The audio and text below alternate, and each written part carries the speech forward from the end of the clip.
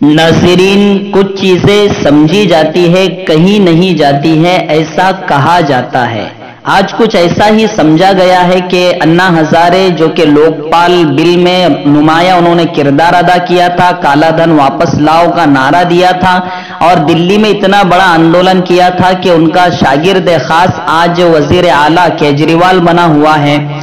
और उसी अन्ना हजारे पर यह एतमाद किया जा रहा था कि वो किसान बिल के लिए आगे आएंगे और किसानों का समर्थन करेंगे। और उन्होंने ऐलान भी किया था, क्योंकि मजबूर आदमी है, अब आंदोलन का ऐलान नहीं करेंगे तो बदनाम हो जाएंगे। तो शुरू में तो ऐलान किया था, लेकिन अब उन्होंने जब भाजपा के लीडर उनसे मिले हैं, फडणवीस मिले हैं, उन्होंने उन्हें समझाया है, तो उन्होंने फिर कहा है कि अब अनशन पे मैं नहीं जाऊंगा।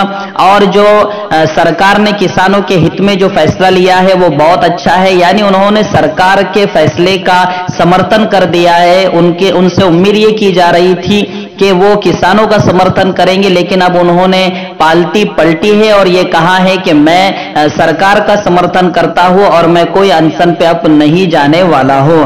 तो नाज़रीन, अन्ना हजारे जिनसे ये उम्मीद की जा रही थी कि वो मजलूम किसानों का साथ देंगे, आज वो सरकार की तरफ से जा चुके हैं। तो आपकी इस बारे में क्या राय है? आप क्या कहते हो अन्ना हजारे के बारे में? जरूर कमेंट कीजिएगा। और ये वही आदमी है जिन्होंने 2010-11 में इतना बड़ा आंदोलन दिल्ली में किया था कि जिसकी मिसाल नहीं मिलती है।